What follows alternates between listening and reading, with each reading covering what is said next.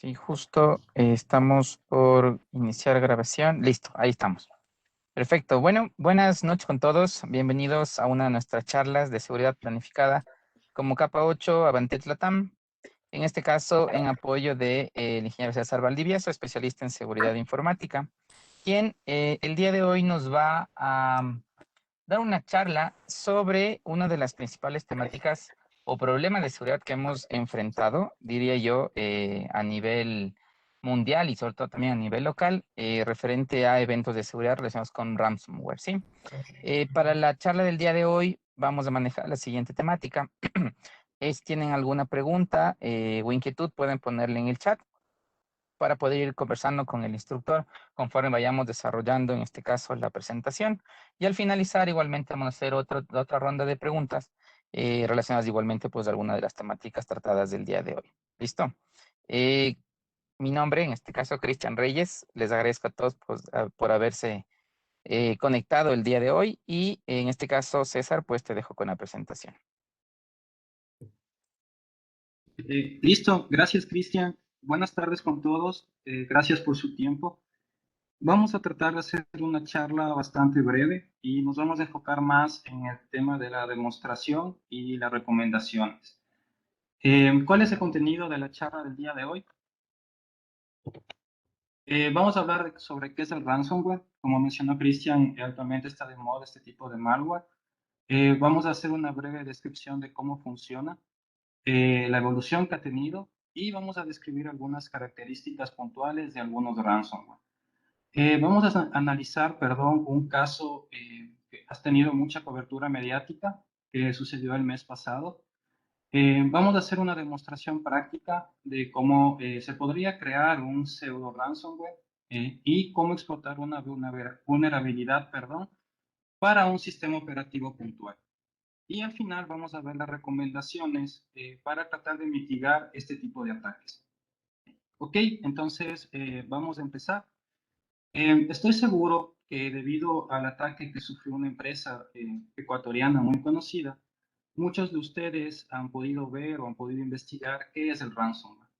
O tal vez algunos de los presentes han tenido la mala fortuna de tener que lidiar con un ransomware en su computadora personal o en su organización. Entonces, básicamente un ransomware es un malware, es software malicioso cuyo objetivo principal es secuestrar la información de una víctima, ¿no es cierto?, de un target, y pedir rescate para devolverle el acceso a su información. Entonces, como ustedes saben, información en la época en que vivimos es el activo más importante de las organizaciones. Tanto así que el hecho de yo no tener acceso a la información podría implicar la para de operaciones de una empresa o incluso la quiebra. Un poco de datos de este tipo de ataques. En el 2019, el costo por este tipo de ataques de ransomware o derivados de este tipo de ataques ascendió a aproximadamente 11.500 millones de dólares. En el 2020 superó los 20.000 millones de dólares y a esta fecha del 2021 se ha triplicado la cantidad de ataques de ransomware comparados con el mismo periodo de tiempo del año anterior.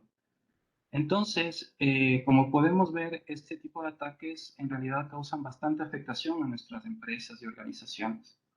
Ahora vamos a ver a breves rasgos cómo funciona este malware. El primer paso para que se pueda ejecutar este ransomware es que este código malicioso ingrese o infecte a mi red. Entonces, el primer paso, como en todo malware, es que el ransomware como tal ingrese a mi infraestructura. Para que esto pase, debe haber un vector de infección y distribución. ¿Cuáles son los vectores de infección y distribución más usados por este tipo de ataque? Tenemos dos. El phishing, que no es más que el envío de un correo electrónico que parece benigno, pero tiene embebido en el correo un link que podría llevarnos a una página que descarga malware, o tiene un archivo adjunto donde viene embebido un malware. Y también otro vector de infección muy usado por este grupo, por esas organizaciones que utilizan el ransomware, son servicios de RDP expuestos, es decir, escritorio remoto. ¿Por qué? Porque si un atacante logra a través de distintas técnicas apropiarse de las credenciales, una vez que está dentro de este equipo ya puede hacer cualquier cosa, entre ellos instalar un ransomware. Entonces, una vez que ya pasó el paso 1, que el malware ingresó a mi red, el siguiente paso es cifrar los archivos. Aquí podemos diferenciar que existen dos tendencias, por decirlo de alguna manera. Por lo general, el ransomware utiliza un cifrado simétrico, es decir, que bloquea o cifra los datos con la misma llave con la que se puede descifrar. Ese es un cifrado simétrico. En otros casos se usa un cifrado asimétrico. En este caso, en cambio, se utiliza una llave para cifrar y se utiliza otra llave para descifrar. Y dependiendo del ransomware, tienen distintos algoritmos de encripción y distintas técnicas. Y una vez que yo, como les vuelvo a recalcar, ya ingresé a la red, ya pude ejecutar el ransomware, el siguiente paso es pedir el rescate. Por lo general, se cambia el fondo de pantalla. Aparece un mensaje de que no tengo acceso a mi información, que debo pagar una cantidad de dólares en bitcoins a una dirección específica y un lapso de tiempo específico. En otro tipo de ransomware aparece un archivo de texto y ese archivo de texto tiene las indicaciones que acabé de mencionar. Entonces, esta es la línea base, por decirlo de alguna manera, de cómo funciona un ransomware. Ahora, existen unas variaciones de ransomware que vamos a describir a continuación. Algo que hay que aclarar es que este tipo de ataques no es nuevo. Es decir, el primer registro de un ataque de tipo ransomware que tiene esta lógica de secuestrar información es del año 1989, hace 32 años. Este ransomware se llamaba PC Cyborg y cifraba información en disquetes, los que todavía nos acordamos de los disquetes, y pedía un rescate de $189. En este caso, las personas que lidiaron con este ransomware pudieron generar una herramienta de descifrado en el mismo código del malware. Entonces no fue necesario pagar el rescate en este caso. Ahora, por decirlo de alguna manera, en la era moderna, los siguientes ataques que se pudieron registrar utilizaban una estrategia de ataques aleatorios a gran escala. ¿Qué quiere decir esto? Que los grupos que utilizan el ransomware priorizaron la cantidad sobre la calidad. Es decir, el objetivo de ellos era llegar a un mercado masivo, afectar a la mayor cantidad de computadoras y pedían un rescate relativamente bajo, entre $300 y $600 en bitcoins. Un ejemplo claro de este ransomware es el WannaCry, que vamos a hablar de este ransomware más adelante. Luego, este tipo de ataques evolucionaron y en lugar de enfocarse en un mercado masivo, es decir, tratar de atacar a la mayor cantidad de computadoras posibles, cambiaron a objetivos puntuales, específicos, a empresas e instituciones. Por lo general, a empresas que saben que necesitan los datos para operar y empresas que saben que tienen el capital para pagar el rescate. ¿Por qué sucedió esto? Porque por lo general en los ataques masivos las personas no sabían cómo utilizar bitcoins y los atacantes perdían demasiado tiempo llevándole por el proceso a la víctima de pagar en bitcoins. Si bien es lucrativo y sigue siendo lucrativo hasta ahora, en los grupos detrás de los ransomware o los operadores de ransomware se dieron cuenta que es más lucrativo enfocarse en empresas e instituciones grandes. Un ejemplo claro de este tipo de ransomware es el Ryuk. Este ransomware tiene una variable respecto a lo que acabamos de hablar. Este ransomware, una vez que cifra tus archivos o tu información, no te deja una nota de rescate, te deja un correo electrónico para que negocies directamente con él. En este caso, el ransomware Ryuk tiene el récord por pedir hasta la fecha el mayor valor en rescate hasta el momento. Y bueno, ¿qué pasó después? Muchas empresas grandes decidieron no pagar el rescate a pesar de que iban a tener un costo operativo grande y decidían no pagar el rescate. Entonces, estos operadores de ransomware evolucionaron una vez más y se volvieron o lo que se conoce como agrupación de robo de datos. Entonces, ¿qué hacen en esta estrategia? Una vez que el malware infecta mi organización, antes de cifrar los datos, extraen información sensible de mi organización. Por ejemplo, no sé, puede ser la estrategia comercial de una empresa, puede ser los planes estratégicos o incluso algo más grave, podría robarse información sensible de mis clientes. Entonces ahí podríamos estar cayendo ya en un plano de la protección de datos personales. ¿Y qué gano con esto? Una vez que yo logré exfiltrar o robar mi información sensible de mi víctima, le puedo extorsionar de dos formas. La primera es que le pido el rescate para devolverle su información y además le presiono diciéndole que si es que no me paga lo que le estoy pidiendo, voy a publicar los datos sensibles que me robé en el Internet. Este caso, o qué operadores de ransomware caen dentro de esta estrategia, tenemos Maze y Revit. También tenemos el Ransom XX, pero vamos a hablar de este ransomware más adelante, o de este operador de ransomware más adelante. Ahora vamos a hablar un poco de las variantes de ransomware más conocidas. Tenemos el CryptoVault, es una variante del CryptoLocker. Eh, este ransomware utiliza la red Tor para comunicarse con su centro de comando y control y empezar a cifrar los archivos.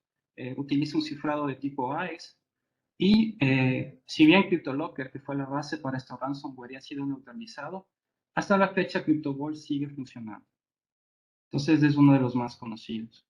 Ahora, el WannaCry es un ransomware para Microsoft Windows. Como ya conversamos, cae dentro de la estrategia de ataques aleatorios a gran escala. Este ransomware en mayo del 2017 pudo infectar a más de 200.000 computadoras en menos de 4 días. Y este WannaCry tiene una característica especial. Además de tener la lógica de secuestrar información y pedir rescate, este ransomware puede propagarse por la red. En este caso específico, o sea, tiene características de los malware tipo gusano. Y este ransomware específico se aprovechaba de una vulnerabilidad de Windows conocida como Eternal Loop y básicamente es en el protocolo SMB. ¿Y por qué tuvo tanto éxito cuando salió al mercado, por decirlo de alguna manera, el WannaCry? Porque Microsoft aún no tenía un parche para mitigar esta vulnerabilidad. Entonces se aprovechó de una vulnerabilidad que podríamos llamarla de día cero en esa época y se esparció con la tasa que les acabé de mencionar. Ahora, el ransomware Jab es un ransomware que utiliza una red de botnets. Este ransomware se dispersa usando correo electrónico y viene en un adjunto, viene en un PDF que tiene incrustado otro tipo de archivo donde está el malware. Ahora, ¿por qué estamos hablando de este ransomware? Cuando recién empezó a funcionar este ransomware y hacer sus ataques, fue tan efectivo que se pudo registrar un envío de 10.000 correos electrónicos por hora que contenían este malware. Entonces, cuando recién salió, fue bastante efectivo haciendo o atacando a sus víctimas. Y por último, tenemos un ransomware conocido como Server. Este ransomware tiene características especiales y por eso le dejamos al último. Este ransomware, primero, no necesita conexión a Internet para funcionar. Es decir, no se comunica con un centro de comando y control para empezar a cifrar los archivos. Una vez que ingresa a mi infraestructura, va a empezar a cifrar toda la información que encuentra. Esa es una característica interesante de este ransomware. La segunda característica importante es que el autor o los autores, creadores de este ransomware, lo venden como un servicio. Como saben, ahora todo existe as a service y el ransomware no es la excepción. Entonces, ¿cómo funciona esto? Si visitamos un poco la dark web o la deep web, vamos a encontrar que existen páginas que venden ransomware as a service. Entonces, este tipo de ransomware ya se puede adquirir o se puede utilizar su servicio con cuotas mensualizadas como un servicio, o se puede llegar a un acuerdo para pagar un porcentaje una vez que se recibe el rescate. ¿Por qué es interesante hablar de este tipo de ransomware? Para que un ransomware sea efectivo, es decir, para que pueda hacer el daño que causa ya en una empresa, en una organización, necesitas un grupo de especialistas detrás. Es decir, necesitas un especialista en matemáticas, un especialista en criptografía, en ingeniería inversa, en el sistema operativo en el que vas a atacar, etcétera, etcétera. Un grupo de especialistas. Eso es costoso y es complicado conseguir, pero si es que ya no necesitas tener ese grupo de especialistas y simplemente puedes adquirir este ransomware como servicio, la cantidad de ataques de ransomware van a subir ilimitadamente. Entonces, es importante tener claro cómo ha ido evolucionando este ransomware y sobre todo para saber que tenemos que tener medidas de control interesantes en nuestras organizaciones, que ya vamos a hablar más adelante de eso. Ok, entonces resumiendo un poco esta diapositiva, vimos que es el ransomware, ¿no es cierto? Básicamente secuestra la información y pide un rescate. Para que esto pase, primero tiene que haber una infección en red, luego tiene que ejecutarse este ransomware en el sistema operativo y luego debe haber una nota de rescate. Hemos ido evolucionando desde ataques aleatorios a ataques objetivos puntuales y ahora existen grupos que amenazan con filtrar información sensible si es que no hacemos el pago. Eso para dar un resumen rápido y para finalizar, ahora existe el Ransomware as a Service, donde ya no necesitas un grupo especializado para crear un ransomware, sino simplemente adquirir el servicio o contratar el servicio. Ok, entonces ahora vamos a hablar un poco de un caso sonado que pasó aquí en mi país. Como todos saben y han escuchado, hubo un caso de ransomware en una empresa pública del sector de telecomunicaciones el mes pasado. Nosotros, haciendo un poco de investigación, pudimos ver, o en las noticias también salió, que el ransomware que atacó, o el operador de ransomware que atacó a esta empresa fue ransomware XX. Entonces, como ya sabemos cómo funciona el ransomware, vamos a hacer una analogía de los tres pasos y vamos a ir haciendo algunas suposiciones. Porque en realidad nosotros no podemos asegurar qué fue lo que pasó. Las personas que están lidiando con este problema, tanto interno como externo, deben saber específicamente por dónde ingresó, qué explotó. Sin embargo, nosotros vamos a hacer algunas suposiciones, ¿ok? Entonces, como habíamos conversado, el paso uno es que exista una infección, ¿cierto? Entonces, en este caso, vamos a suponer que fue phishing y vamos a suponer que entró por alguna ciudad, no sé, donde tengo operaciones de esta empresa. Vamos a suponer, no sé, Cuenca o Guayaquil, una ciudad cualquiera, ¿ok? Para que esto haya pasado, hay que tener claro que tuvo que haber, el correo electrónico tuvo que haber bypassado los motores de seguridad anti-phishing de esta organización. Y una vez que el usuario, por un descuido, dio clic en un enlace que no tenía que dar o se descargó el malware, el archivo adjunto, perdón, con eh, el malware al descargarse tuvo que haber tenido la capacidad de ejecutarse de seguridad de endpoint, la que esté protegiendo esa computadora lo haya detectado. Entonces vamos a suponer que eso pasó y que el malware ya ingresó en nuestra organización. Ahora, como sabemos que el operador de ransomware que atacó a esta empresa fue Ransom XX, vamos a suponer que lo que atacó perdón, al sistema operativo VMware SXI.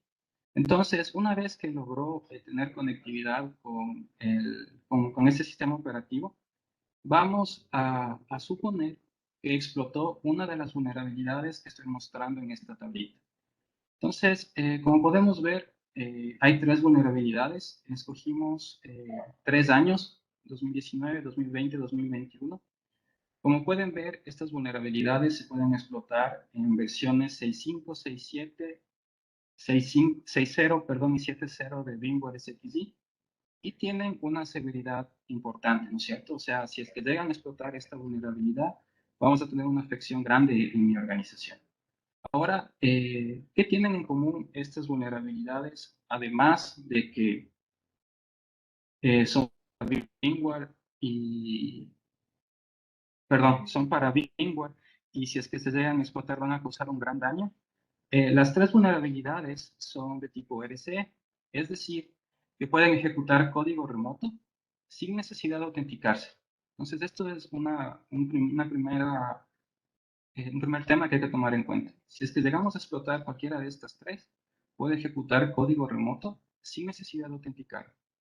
Y la segunda cosa que tienen en común estas vulnerabilidades es que las tres se abusan de protocolo SLP. Este protocolo viene por defecto. Cuando instalas VMware XZ, este protocolo viene por defecto. Entonces nosotros vamos a suponer, vamos a asumir, son suposiciones, que una de estas tres vulnerabilidades fue la que lograron explotar este grupo de atacantes. Y una vez que explotes una de estas vulnerabilidades, puedes ejecutar cualquier tipo de código dentro del sistema operativo SXI. En este caso, vamos a suponer que el código que se ejecutó tenía la siguiente lógica.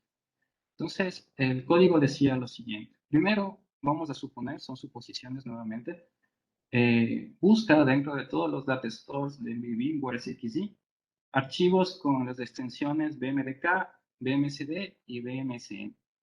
Haz una copia y esta copia envíale a mis servidores que están ocultos en una red de proxies.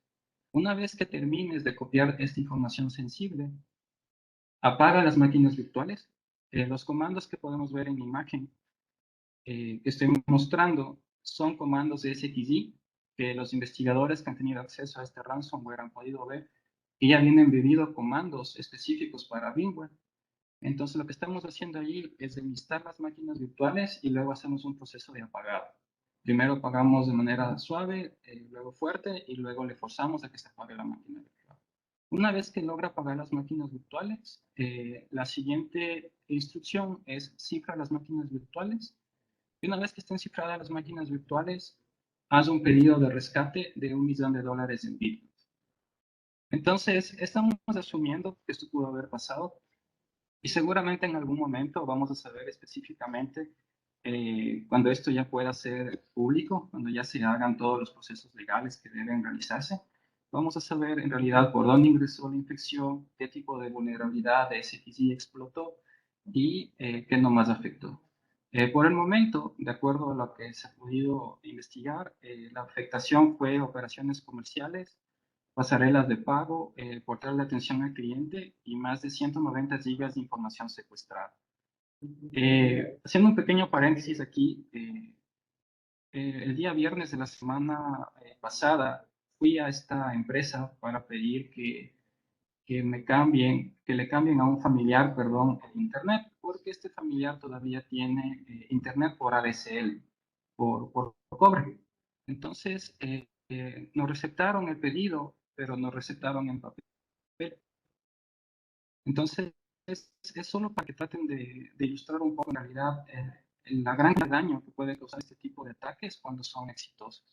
Entonces, para resumir un poquito lo que acabamos de ver, ingresó el malware, explotó una vulnerabilidad de un sistema operativo al que estaba dirigido el malware como tal, extrajo información sensible, apagó las máquinas virtuales y las cifró y pidió $1.000.000 en Bitcoin. Entonces, esto es un overview, un plano rápido de lo que pudo haber pasado. Y ahora lo que vamos a hacer es una pequeña demostración. Entonces, bueno, antes de mostrar cómo se puede explotar una vulnerabilidad, perdón, en el VMware SXI versión 6.7 vamos a jugar un poquito haciendo un pseudo ransomware. No es un ransomware per se, no es un ransomware que utiliza algoritmos de cifrado. En este caso solo vamos a usar un algoritmo de integridad. Por favor, Cristian, ¿me puedes confirmar que estén viendo una máquina virtual? Sí, sí se ve, César. Listo, gracias.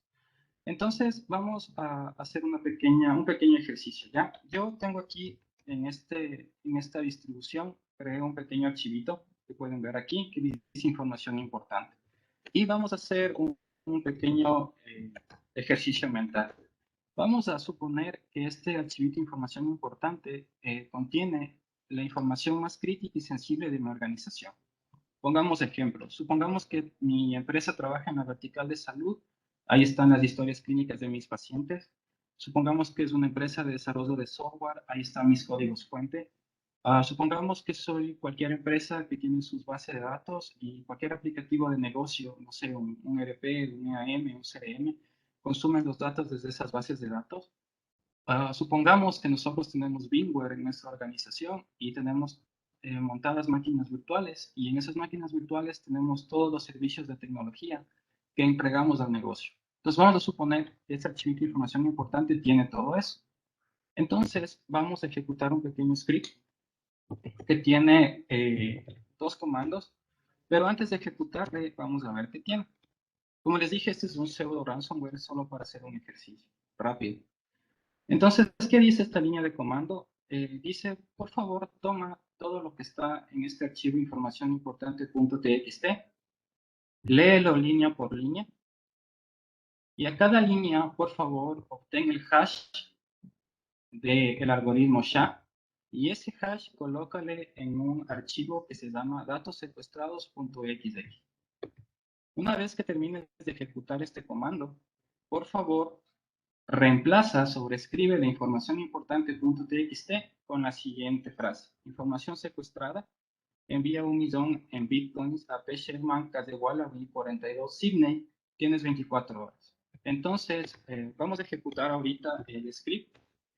No me mostró nada, significa que se ejecutó de manera correcta. Y vamos a leer nuevamente lo que está en información importante. Entonces, yo llego un lunes 8 de la mañana a leer mi información importante y me encuentro con este mensaje.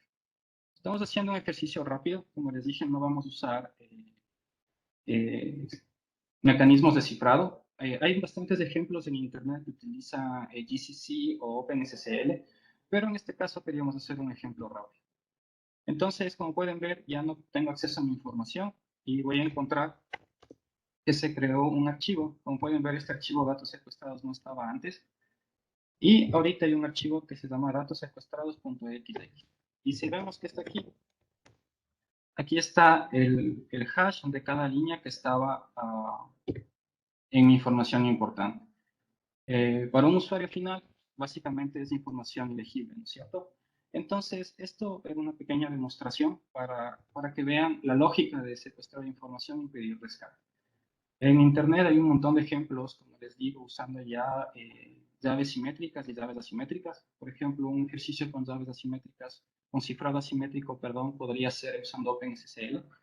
Y hay muchos ejemplos en Internet. En este caso, como estamos hablando de Linux, estamos haciendo este ejemplo aquí. Algo que no les mencioné en la diapositiva anterior es que el ransom XX es una variable del ransomware Hello Kitty, pero enfocada para Linux. Y si bien VMware no es Linux, o sea, tiene su propio kernel, comparte ciertas características. Una característica es que permite ejecutar archivos ELF64. Entonces, los investigadores que han tenido acceso al ransomware han podido validar que estos ejecutables contienen el código malicioso. Ok, entonces ahora, una vez que hemos podido hacer un ejercicio de ransomware, vamos a hacer un ejercicio de explotar la vulnerabilidad que vimos para VMware SXI. Entonces, yo tengo aquí montado el laboratorio. Aquí tengo una máquina virtual que tiene el VMware SXI versión 6.7, el update 3, con esta dirección IP colocada de manera estática. Y yo tengo aquí mi Kali con una dirección IP específica. Entonces, vamos a ver qué IP tengo. Entonces, yo tengo la 1.254. Ahora, el exploit, yo ya lo ejecuté ayer en la noche. Está aquí, como lo pueden ver. No lo voy a ejecutar en este momento en vivo porque mientras realizábamos el laboratorio con nuestro equipo para poder demostrar que en realidad esta vulnerabilidad es explotable, tuvimos una serie de complicaciones, es decir, de cada 10 veces que hacíamos el ejercicio, 5 veces valía y 5 veces teníamos unos problemas. Entonces, el investigador que desarrolló este exploit, bueno, en un paréntesis ahorita, este exploit está en el Internet, ustedes lo pueden encontrar, en el Internet indexado. Es decir, si buscan en Google lo van a poder encontrar, lo pueden descargar y pueden hacer las pruebas. Entonces, les voy a mostrar un video que hice ayer en la noche cuando se explota la vulnerabilidad. Sin embargo, algo chévere que pasó es que este exploit lo que hace es generar un shell reverso a la máquina atacante. Y desde ayer yo tengo todavía el shell reverso de lo que ejecuté el exploit que está aquí. Entonces, una vez que veamos el video y podamos conversar un poquito sobre cómo se explota la vulnerabilidad, vamos a hacer unos pequeños ejercicios en este reverse shell para que puedan ver que yo desde la máquina atacante puedo ejecutar código que afecta directamente a mi bingo. Entonces, para poder ver la tabla completa, voy a mostrarles el video y voy a ir pausando en algunas partes para ir explicando. Cristian, ¿me puedes confirmar que se ve el video, por favor? Sí, sí, Se César, ve. justo estamos ahí. Listo, gracias. Entonces, como pueden ver, bueno, es mi computadora. Estaba mostrando la IP que tiene el VMware y la IP que tiene el Kali. Luego de eso, muestro que puede ingresar al VMware SXI por el puerto 443 desde un browser. Le habilité el SSH para hacer las pruebas y tengo corriendo una máquina virtual que se llama test. Entonces estoy mostrando eso.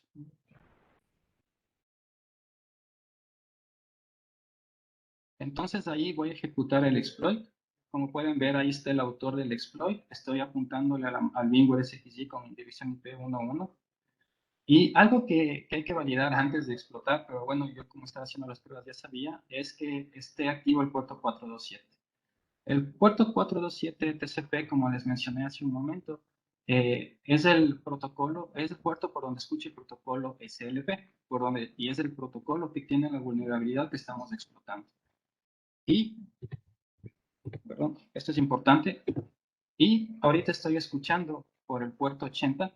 ¿Por qué? Porque dentro de mi exploit hay una parte en que dice que una vez que se ejecuta el código que yo quiero, se levanta un shell reverso hacia mi IP, pero en el puerto 80. Entonces yo tengo que estar escuchando por el puerto 80 para recibir el shell reverso o el shell code reverso. Entonces esta parte es importante. Entonces aquí estoy escuchando por el puerto 80.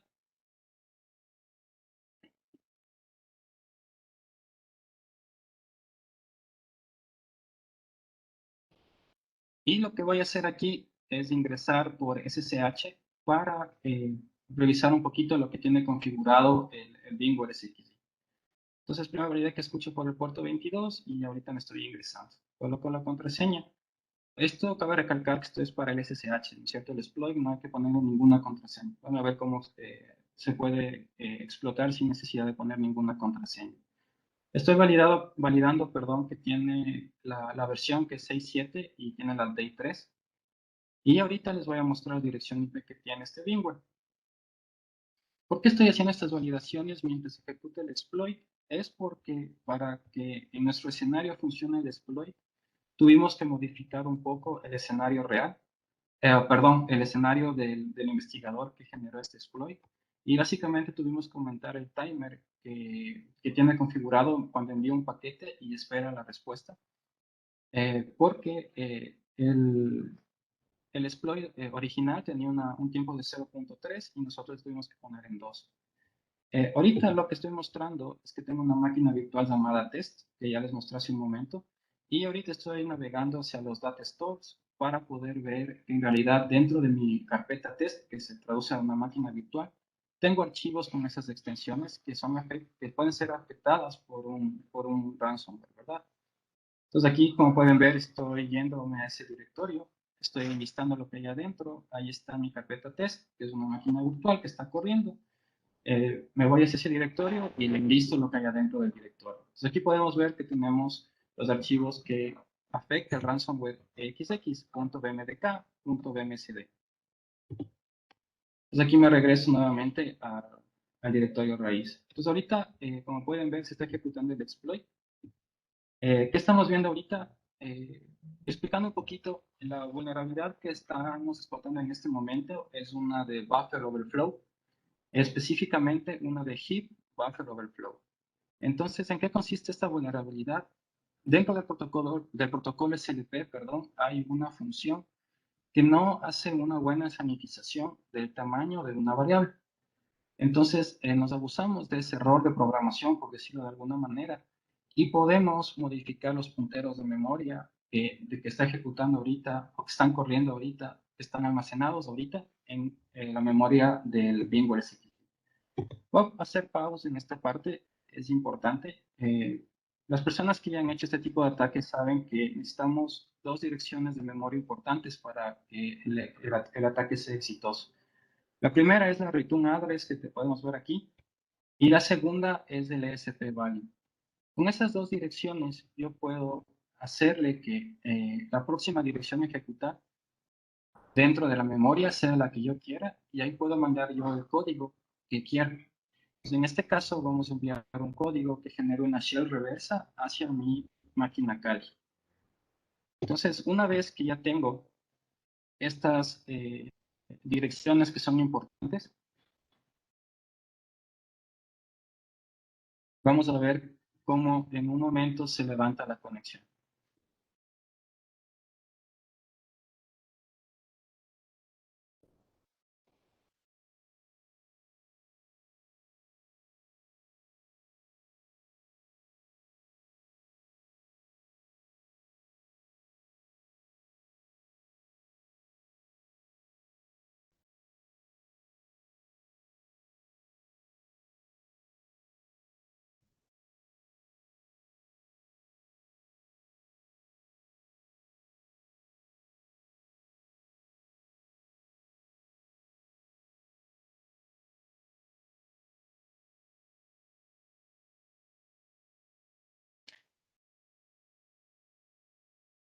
Entonces ahí se levanta un atacante y ya puedo hacer lo que sea. Bueno, y el creador de este exploit hizo que se imprima exploit deploy cuando se ejecuta el código de manera exitosa. Ahorita voy a comprobar qué versión tiene el firmware que acabo de entrar. Como pueden ver es la misma, es el firmware con el que estoy probando. Estoy viendo dónde estoy y ahorita estoy creando un archivo que me parece que se llama curso de ciberseguridad.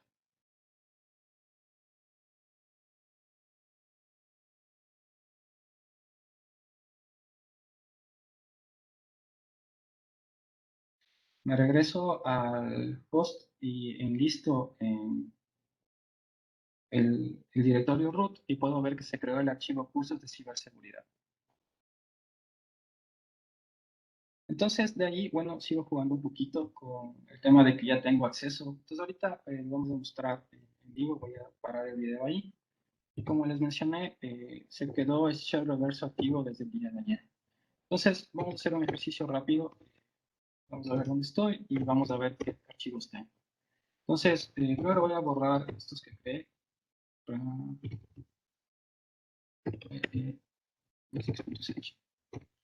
Solo les creé por tema de pruebas, ¿no es cierto? Entonces ahorita solo está el curso de ciberseguridad que creé el día de ayer y como pueden ver no hay nada más. Entonces, desde la shell reversa que tengo aquí ahorita, yo ya puedo crear cualquier cosa. Entonces vamos a crear ahorita un archivo que diga prueba en vivo. Pero vamos a hacer que sea SH. Entonces me regreso nuevamente al firmware, vuelvo a instalar lo que tenga y como pueden ver ya se creó un archivo prueba en vivo SH. Básicamente con este intérprete de comandos yo puedo hacer cualquier cosa. Por ejemplo, podría ejecutar un script para validar que los procesos del firmware estén bien. Podría buscar si es que hay errores en los logs para avisarle al administrador. O podría crear un script que tenga la lógica de filtrar información, apagar las máquinas virtuales y luego cifrar los archivos que estén dentro de los data stores. Eso ya depende de la imaginación de cada uno. Entonces ahorita le voy a dar permisos de ejecución.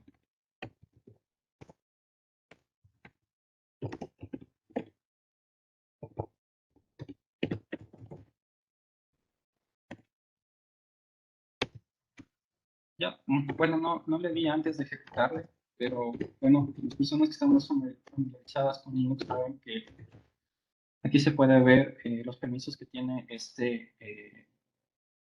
archivo.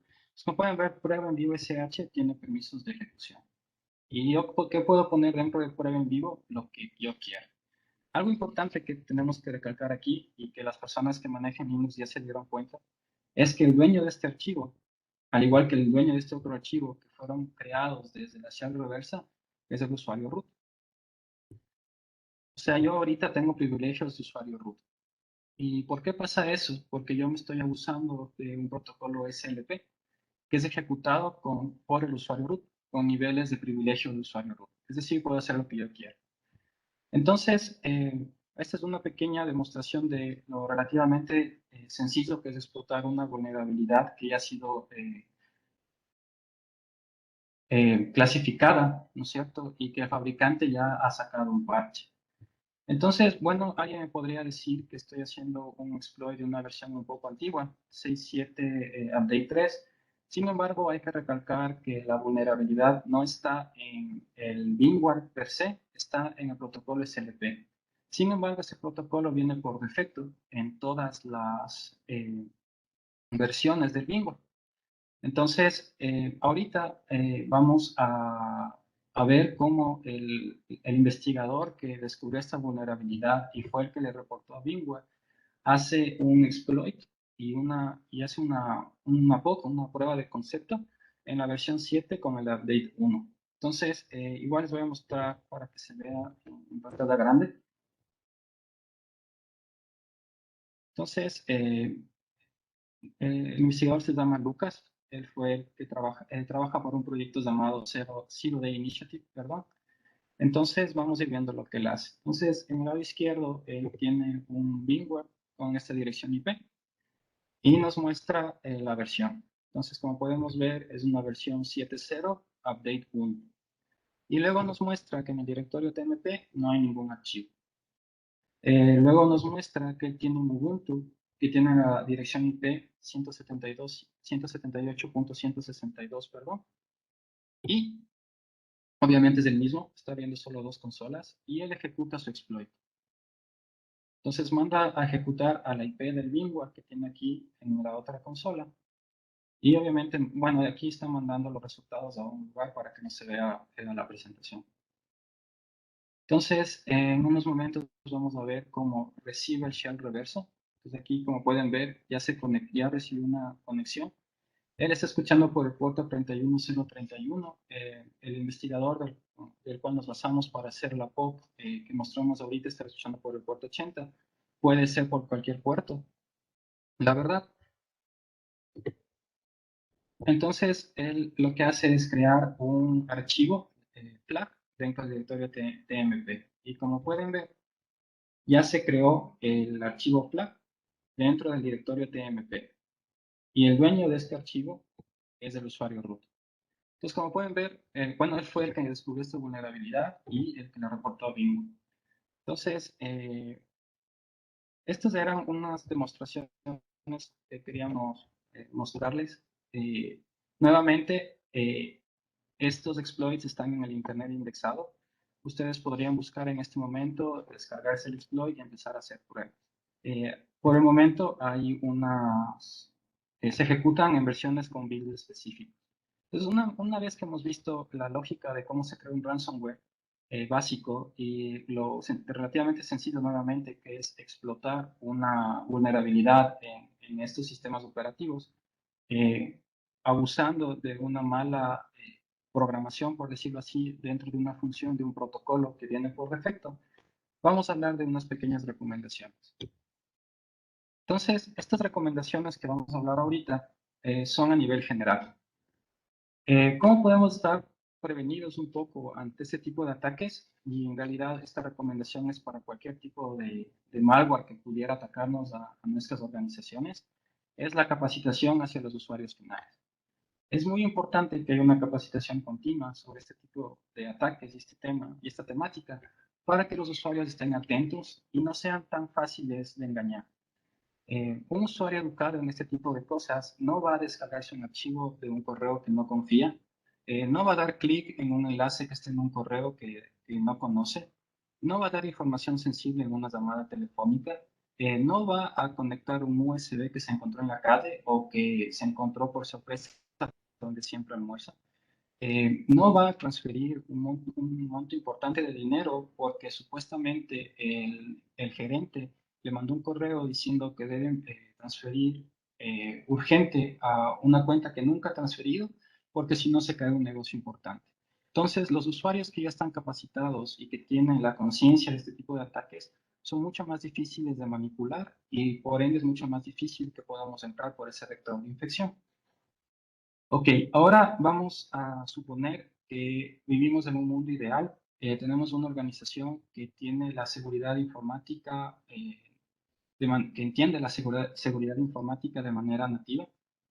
Vamos a suponer que todos nuestros usuarios están capacitados, que tienen una capacitación constante cada 3 meses y hacemos ejercicios de phishing cada 6 meses, controlados obviamente.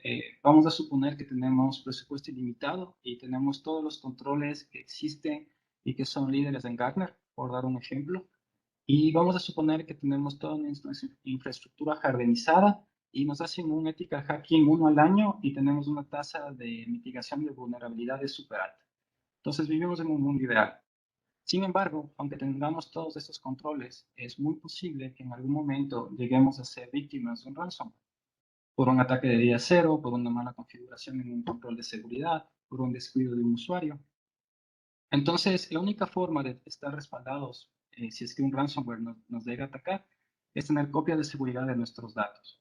Existen varias buenas prácticas, existen varios documentos, papers que te hablan sobre cómo se debería tener un respaldo de seguridad que me permite restaurar a un punto en que mis datos siguen siendo funcionales. Existe una regla de oro de un fabricante, ya que estamos hablando de VMware, hay un fabricante que se llama Vim, no estamos haciendo propaganda a nadie, pero tiene una regla de oro llamado 3-2-1-1-0. Es súper interesante. Y si bien nosotros no tenemos VMware o no tenemos el presupuesto para adquirir Vim, podríamos copiar el concepto y adaptarlo y customizarlo a nuestra realidad. Los parches es súper importante, como acabamos de ver ahorita en la demostración, que tengamos actualizados nuestros sistemas operativos, nuestras aplicaciones, sobre todo en las críticas, ¿verdad? O sea, si es en todo, mejor. Pero si no podemos tener todo actualizado, por lo menos en nuestras aplicaciones y nuestros sistemas operativos críticos. Um, ¿Por qué?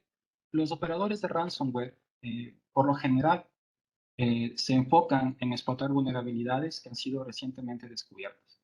Entonces, si un fabricante, en este caso VMware, ya avisó, ya sacó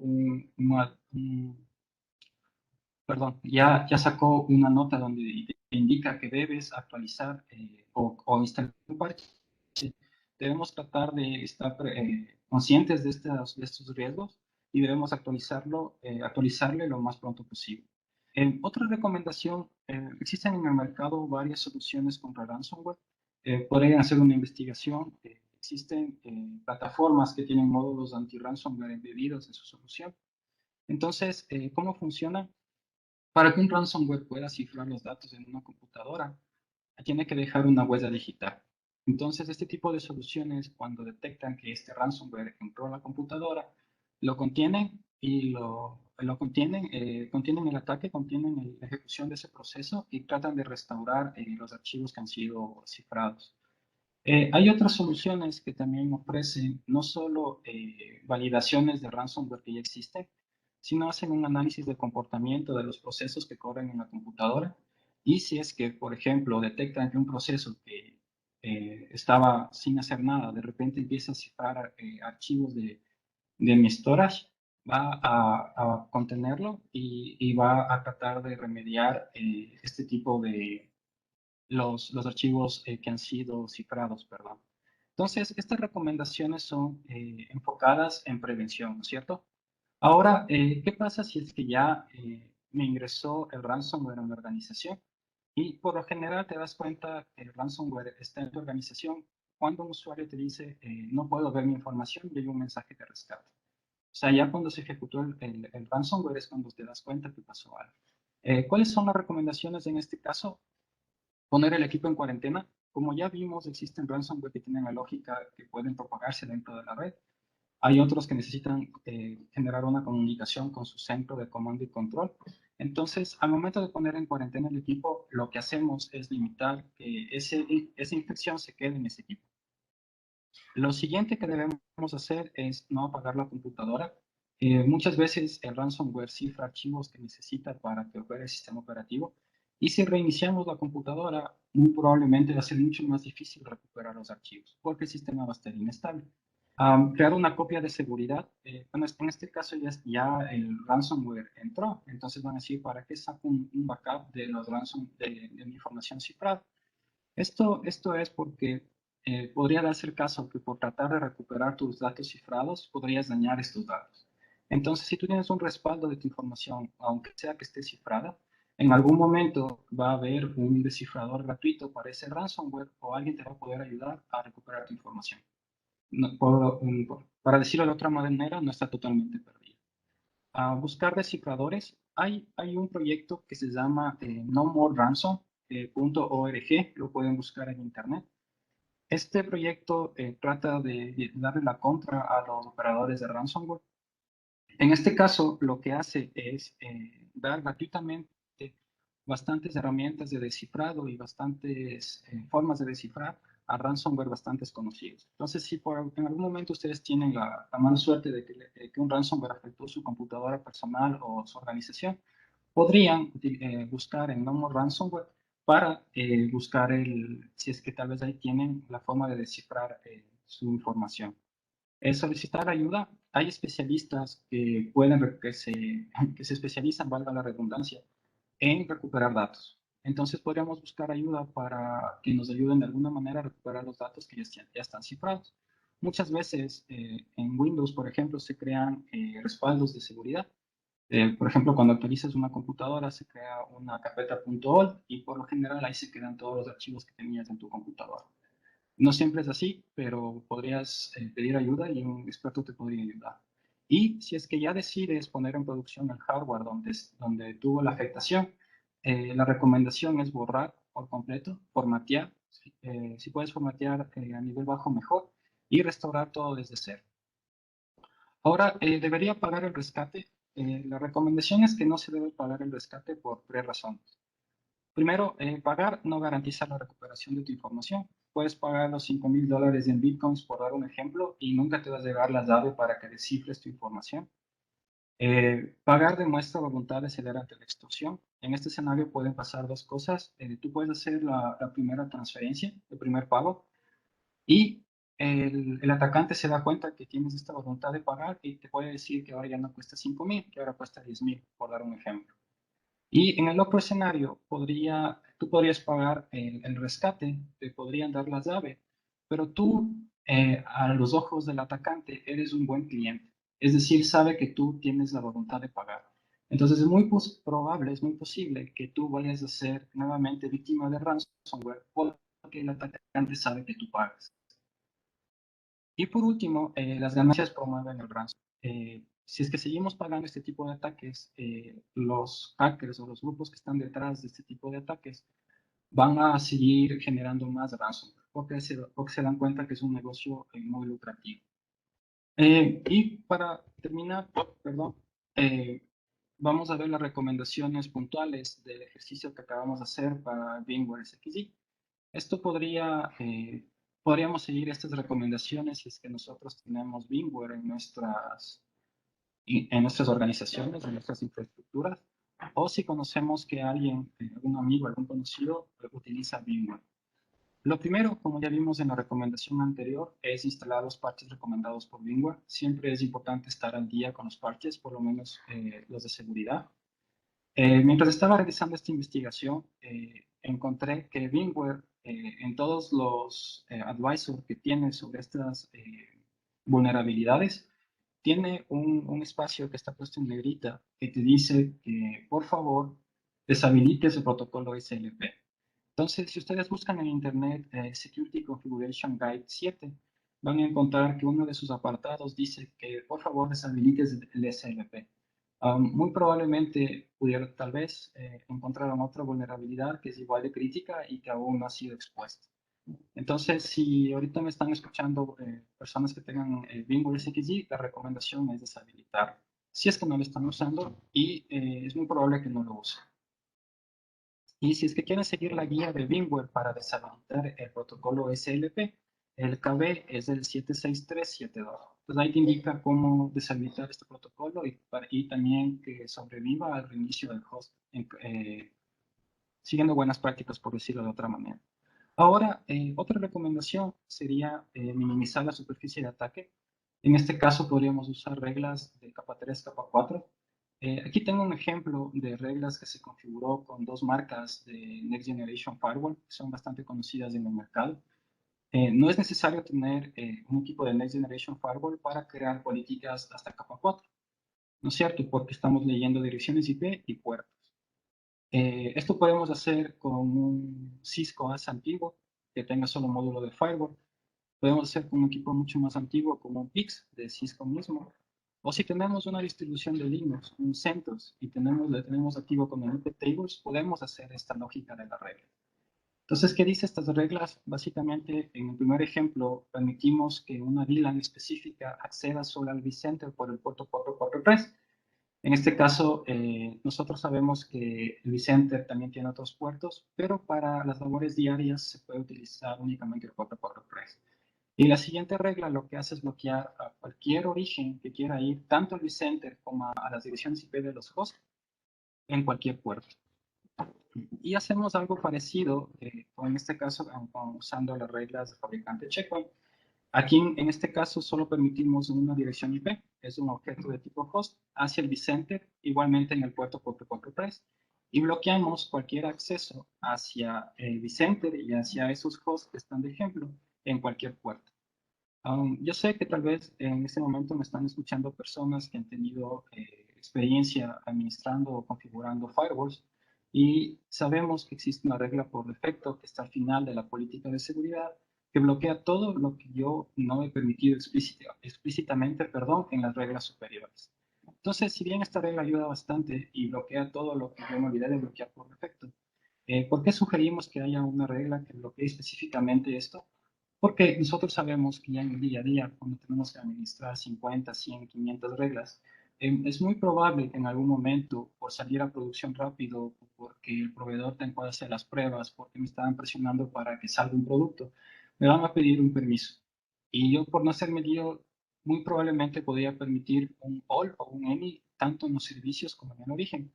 Entonces, en el momento en que yo quiera instalar esta regla, no me va a permitir, porque me va a dar conflicto con la regla que ya está instalada. Ya me voy a acordar el por qué la instalé. Entonces, básicamente, esto se enfoca en tratar de minimizar la superficie de ataque. Ahora, si yo ya tengo un Next Generation Firewall en producción que está funcionando, lo que debería hacer también, además de optimizar las reglas de esta forma, es una sugerencia, debería validar que el módulo de IPS está actualizado y que en este caso las firmas estén activas. Nos hemos topado mucho que el cliente, por hacer pruebas, por hacer un troubleshooting, por permitir un servicio específico, a veces modifica el profile del IPS y no está trabajando con el que debería trabajar. Muchas veces generan excepciones que fueron para una prueba específica y se olvidan. Y esa excepción queda ahí. Entonces, un atacante podría aprovechar esa excepción para hacer el ataque. Entonces, si ya tenemos equipos de última generación que permiten hacer este tipo de protecciones de estos motores de seguridad, lo recomendable es que validemos que las firmas estén activas, ¿no es cierto? En este caso específico para estos CVEs, para estas vulnerabilidades, y que se actualicen constantemente.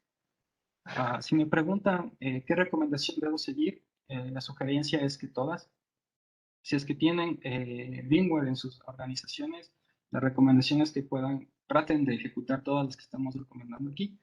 Y en este caso, nos vale prevenir que lamentar. Entonces, bueno, hemos podido ver un poco de teoría sobre qué es ransomware, su funcionamiento, la evolución y características de cierto ransomware. Hicimos un análisis de lo que pudo haber pasado en una empresa que fue atacada por un ransomware específico para VMware. Luego vimos una lógica de dos comandos que podría asemejarse a la lógica de un ransomware para Linux. Y luego vimos cómo explotar dos vulnerabilidades en ambientes reales. Los VMware que estoy usando en los laboratorios me descargué del VMware oficial y están con las licencias demo de 60 días. Y luego vimos recomendaciones, tanto para generales, ¿no es cierto?, para prevención y qué pasa si es que ya fui víctima de un ataque. Y en este caso específico, para tratar de minimizar el riesgo de que exploten la vulnerabilidad del VMware SXI. Entonces, les agradezco nuevamente por su tiempo y vamos a tratar de responder la mayor cantidad de preguntas que tengan. Gracias. Muchas gracias, César, por tu participación. Abrimos en este caso la oportunidad para dar unos minutos para responder algunas preguntas. Dentro de ellas teníamos una que nos enviaron hace un momento. Nos decía si es que es necesario tener a alguien infiltrado en la empresa a la que uno quiera atacar, o eso solo va a facilitar el ataque. Es decir, necesitamos de alguien que forme parte de la institución o que de alguna forma estos delincuentes o ciberdelincuentes puedan persuadir para que forme parte de ellos o les ayude o extorsionen para que les pueda ayudar, o solo les va a facilitar nomás que alguien esté adentro, pero más no es necesario tener a alguien ahí. Gracias por la pregunta. Si es que alguien está dentro de una organización, va a ser mucho más fácil el ataque. Él ya podría deshabilitar algunos controles, podría brindar información sensible al atacante de por dónde puede atacar, podría conectar una USB directo en un servidor, por ejemplo, si es que tiene acceso al data center. Es mucho más fácil si es que hay un infiltrado, una persona infiltrada. Sin embargo, no es necesario. Como les mencionaba, los ransomware, una vez que infectan la computadora y logran hacer un bypass de las soluciones de seguridad para endpoints, generan una comunicación hacia su centro de comando y control.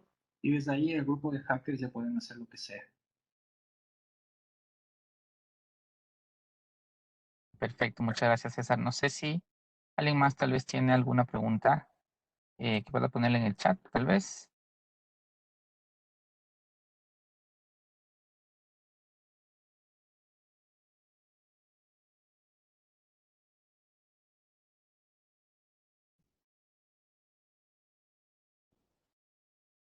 Vamos a darles un momento para que Una puedan. pregunta.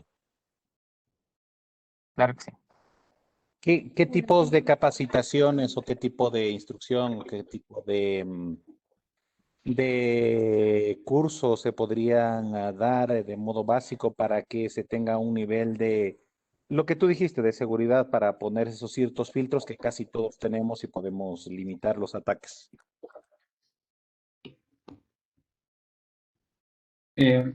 Gracias por la pregunta.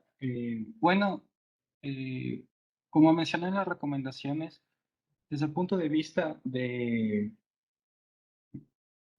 una organización, los cursos que se deben dar son de concientización hacia el usuario final, ¿cierto? Ahora, si nos enfocamos en las personas que están a cargo de los controles de seguridad de una empresa o de personas que quieren incursionar en este mundo de la ciberseguridad, podríamos hablar de cursos básicos de ciberseguridad, donde podríamos ver los conceptos básicos, la jerga que se utiliza en este tipo de tecnología. Podríamos ver distintos tipos de ataques y sobre todo entender todas las herramientas que existen actualmente para ejecutar este tipo de ataques o de análisis. Luego de eso ya hay muchos cursos que te permiten especializarte en un tipo de ataque, en un tipo de tecnología. Sin embargo, un curso para las personas que están inicializando en este bonito mundo de la ciberseguridad, lo podríamos dictar. Ahora, otro tipo de curso para las personas que tienen a su cargo los controles de seguridad, podríamos conversar para un curso sobre seguir las buenas prácticas de configuración en los equipos de seguridad perimetral. Muchas veces me he encontrado con firewalls que tienen orígenes ENI, servicios ENI y destinos ENI. Y los atacantes se aprovechan de esas falencias, por decirlo de alguna manera, para atacar. Entonces podríamos hablar de dos cursos, uno de ciberseguridad básica y otro de administración y configuración de siguiendo buenas prácticas para equipos de seguridad perimetral. En este caso, nosotros manejamos o podemos dar cursos cuatro marcas, por dar un ejemplo, FortiGate, Checkpoint, Cisco y Palo Alto. Perfecto, César. Complementando esa pregunta, en base a tu experiencia, para un administrador de tecnología, no un especialista en seguridad, sino más bien un administrador de tecnología, ¿qué nivel de profundidad debería tener de conocimientos para poder manejar de una forma adecuada el tema de la administración de seguridad dentro de una empresa? Esto con la idea de que hay, digamos, el mundo de la seguridad es tan grande que muchas veces estamos muy tentados como a especializarnos a mucha profundidad, lo cual nos va a tomar tiempo, nos va a tomar experiencia sobre todo, pero que ya en el día a día probablemente no se utilice. Entonces, como un administrador de tecnología, necesito ser un hacker, un pen testing avanzado o con conocimientos generales de administración, de buenas prácticas y demás, puedo yo llevar el tema de seguridad pues tranquilamente en mi institución. La verdad, gracias Cristian por la pregunta. La verdad depende mucho del rol que esté ejecutando mi organización. Si es que tengo una organización que ya tiene establecidas políticas de seguridad fuertes, tiene, no sé, mi mente ya tiene un SOC, tiene equipos de Blue Team, de Red Team, y yo estoy dentro de uno de esos equipos, yo me tengo que especializar en ciberseguridad. Por ejemplo, yo tengo que especializarme en hacer exploits o yo tengo que especializarme en defender a mi organización a nivel de ciberseguridad, si es que estoy ejerciendo ese rol dentro de mi empresa. Ahora, si es que yo soy la persona que administra los equipos de seguridad perimetral y también administra, no sé, la plataforma de endpoints y administra la seguridad del correo electrónico y administra la plataforma que gestiona las credenciales de mis usuarios privilegiados. Entonces, esa persona, dentro de su rol de la empresa, debería enfocarse más en un curso de administración y buenas prácticas de acuerdo al fabricante. Perfecto, muchas gracias. No sé si además tiene alguna pregunta, puede encender su micrófono con total libertad y realizarla sin problema.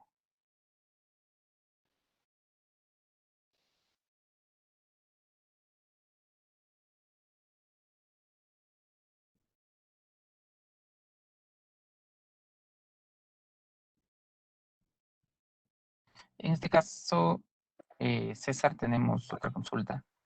En base a tu experiencia, ¿qué arquitectura a nivel de seguridad tú recomendarías que se podría utilizar basada en capas? En este caso, tendría yo cuál sería una arquitectura de seguridad recomendada a nivel de qué tipo de firewalls tal vez se podrían utilizar, enfocada a la protección de servicios internos de una empresa.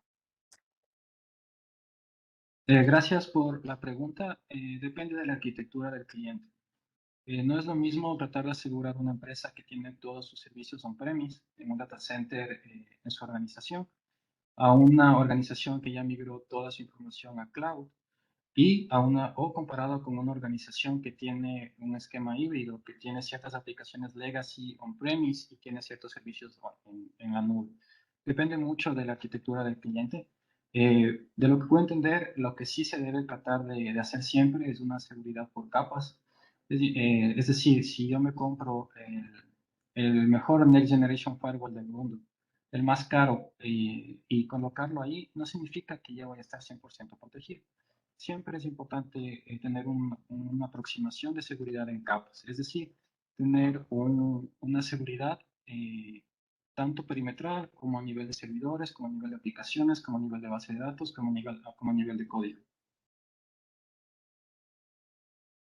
Perfecto, muchas gracias. Tenemos otra pregunta, nos dice Santiago. Para el tipo de ransomware que no necesita conexión a Internet, ¿cómo se realizaría el tema de exfiltración de datos? La verdad es que el ransomware server no sé si hace exfiltración de datos. La verdad, no me gusta meterme a la dark web para ver qué hace el server. Sin embargo, de lo que yo pude leer, este simplemente cifra los datos, no hace exfiltración. Sin embargo, si es que para poder exfiltrar los datos, sí o sí necesita conexión a Internet. No necesariamente a un comando in control, o sea, no necesariamente tiene que comunicarse con el operador para que él le diga qué hacer. Puede tener en su lógica embebido que, no sé, me invento. Y esto es algo que no mencioné. No sé si se dieron cuenta en la presentación, en el exploit que hice, utiliza el puerto 80. Entonces, como todos sabemos, en ninguna organización vas a bloquear ni el puerto 443 ni el puerto 80. Puedes bloquear el SSH, puedes bloquear el DNS, puedes bloquear el FTP, pero los puertos de navegación no vas a bloquear. Entonces, eso solo era porque me acordé que eso no dije, Pero respondiendo a la pregunta, si es que necesita exfiltrar datos, sí o sí necesita conexión a Internet, a un repositorio, pero no necesariamente debe ser un centro de comando y control. No sé, puede ser una página web que esté hecha, una app web que esté, no sé, en Amazon, y que lo que hace es recibir información. Me invento, ¿no es cierto? Perfecto, muchas gracias. Tengo otra pregunta de Omar. ¿Cuáles serían los pasos para estructurar un nivel alto de seguridad en una empresa? Perdón, Cristian, se cortó, ¿me repites, por favor? Claro que sí. Nos consultaba Omar, ¿cuáles serían los pasos para estructurar un nivel alto de seguridad en una empresa? En base a tu experiencia, ¿qué recomendaciones podrías darles para que puedan o qué pasos a seguir podrían tomar una empresa para poder llegar a un nivel alto de seguridad? Ok, gracias, Omar. Bueno, al igual que cualquier cambio profundo que se quiera hacer en una organización, si es que nosotros queremos tener la seguridad que sea un principio de nuestra organización y queremos llegar a un nivel de seguridad muy alto, primero necesitamos tener un sponsor muy alto, ¿no es cierto? Tenemos que tener que el apoyo de esta iniciativa sea de una persona que tome decisiones dentro de la empresa. Entonces, una vez que ya tengamos este apoyo, es decir, que esté alineado tanto el presupuesto como la estrategia para que nuestra organización pueda cumplir ciertos parámetros de seguridad, una vez que ya tenemos ese apoyo, lo siguiente es analizar dónde estamos, ¿cierto? Hacer una suerte de un as-is. Pues vamos a ver dónde estamos y vamos a ver a dónde debemos llegar, un to be. Entonces, ahorita estamos en esta, no sé, me voy a inventar, tenemos controles de seguridad, pero no tenemos una política de seguridad que sea 100% cumplida, por dar un ejemplo. Y queremos llegar a tener un nivel de seguridad donde muy alto, no sé, certificarse, por dar un ejemplo, o en ciertos estándares que hay a nivel internacional, o llegar a tener la certeza de que por lo menos para que alguien me pueda atacar, tiene que hacer una inversión muy alta. Y luego, una vez que tenemos el ASIS y el to be, se crea un roadmap que básicamente son pasos en que vamos a seguir para llegar a nuestro objetivo.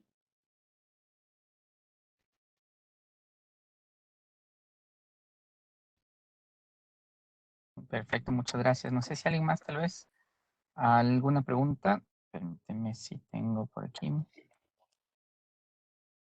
Nos dice, ¿se puede infiltrar mediante dispositivos móviles utilizando redes inalámbricas Wi-Fi de las redes y obtener información en tiempo real? No entendí. ¿Me puedes repetir, por favor? Claro que sí, dame un segundo.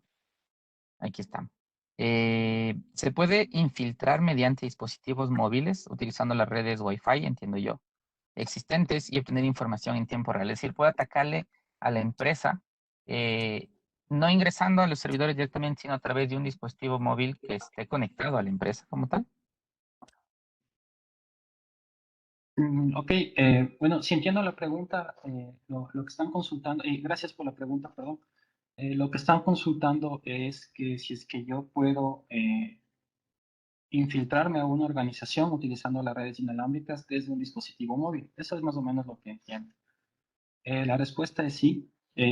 Nos hemos topado con ciertos clientes que, por ejemplo, nos conectamos a una red pública que tiene para sus clientes en Ambato y nosotros conocemos el direccionamiento del data center que tienen en Quito y por hacer unas pruebas nos damos cuenta que desde esa red pública, que se supone que debería estar aislada completamente de mi red operativa y de mis servicios críticos, yo tengo acceso a la red de servidores.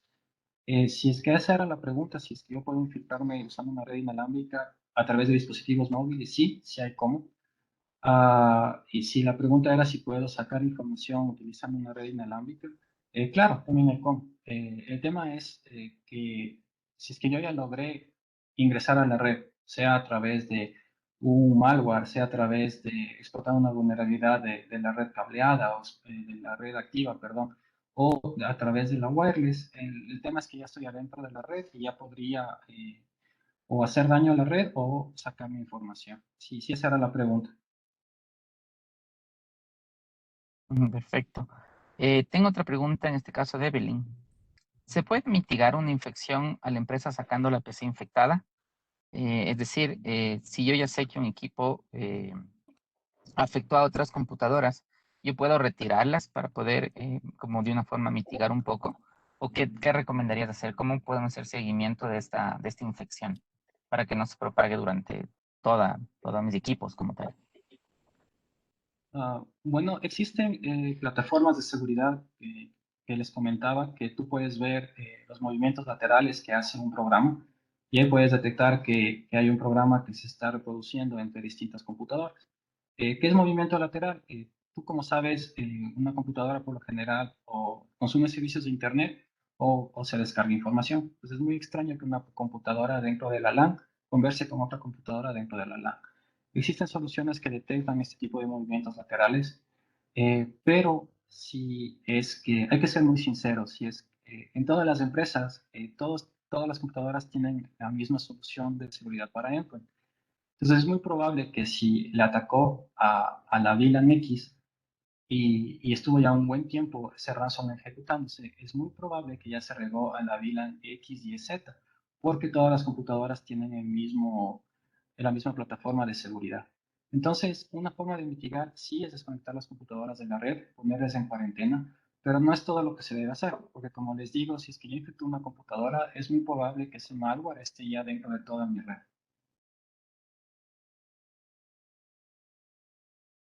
Perfecto, César, muchas gracias. Si es que no hay temas en los últimos 5 minutos de la sesión, permíteme, ahorita salió otra pregunta. Nos dice Jorge, en tu experiencia, César, ¿hay alguna recomendación de alguna suite de seguridad entre antivirus y el resto de plataformas para PCs que manejen Windows para hogares o empresas pequeñas? Sí, hay para todos los gustos y sabores. Depende mucho qué quieran llegar a obtener de la inversión que están haciendo en la herramienta de seguridad y las necesidades puntuales que tenga la organización. Hay anti-ransomware o plataformas para endpoint, por dar un ejemplo, que son líderes en su mercado. Sin embargo, recomendar una marca o una solución específica, creo que no estaría bien. Como les digo, depende mucho del cliente como tal ya, de la arquitectura del cliente y lo que quieras llegar a obtener. Perfecto, César. Creo que esa respuesta va alineada mucho a que en realidad no existe una solución integral de seguridad, sino que más bien dependiendo del alcance que ustedes quieran implementar en sus diferentes ambientes, pueden hacer una combinación de varias opciones, puede ser multimarca, multidispositivo, etcétera, que les permita llegar a cubrir lo que ustedes están en realidad analizando por el tema de seguridad. Eh, Tengo otra pregunta de Alexander. Nos dice, en caso de un ataque de ransomware en un host, ¿este debe formatearse después de la liberación o se debe reemplazar el host como tal? Un ataque a un host que estaba corriendo VMware SXI. O sea, es bastante delicada la pregunta porque ahí tienes todos los servicios que corren en tu empresa, ¿no es cierto?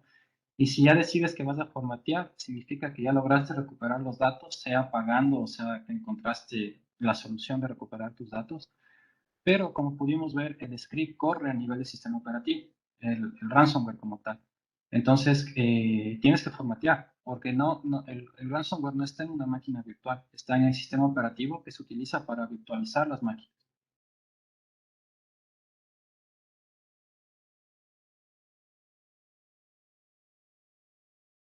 Perfecto, muchas gracias, César.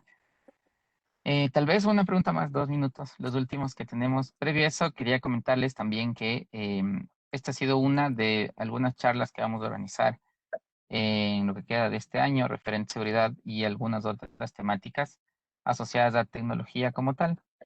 Lo importante aquí, o nuestro objetivo, es poder informarles, darles del lado de especialistas, de expertos en el área, buenas recomendaciones o las best practices, así como ciertas recomendaciones de tal vez uso, manejo o a su vez apreciación de algunas tecnologías y que pues ustedes puedan, en este caso, al menos en este ámbito de seguridad, estar un poco más al día referente al tema de tecnología como tal, asociado a lo que estamos actualmente viviendo, lo que estamos pasando pues en el día a día.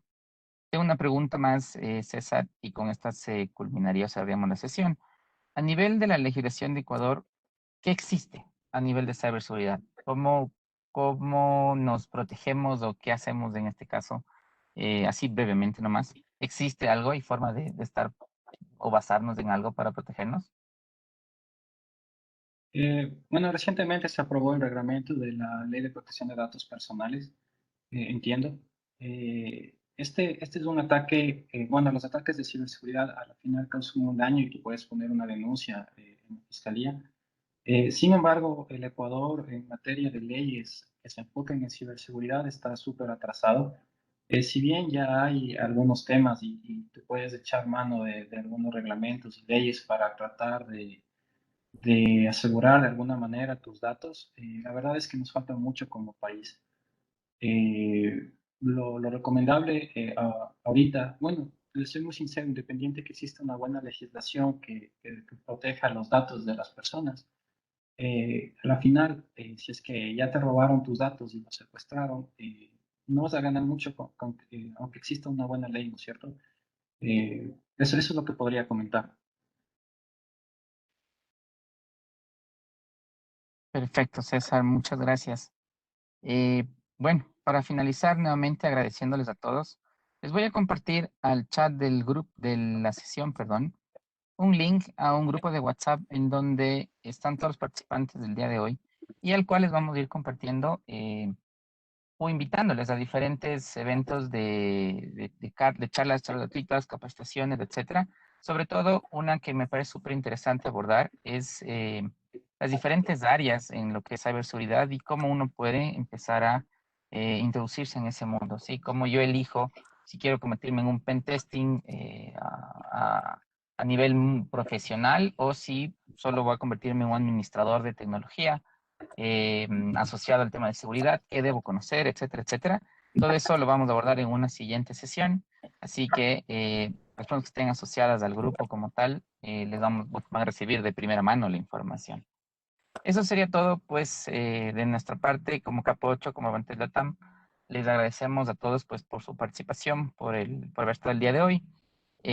Cualquier duda e inquietud sobre ese grupo también podemos conversar un poco y nos veremos, pues, de una siguiente ocasión. Muchas gracias, César, por todo tu apoyo y nos vemos, pues, en un siguiente evento.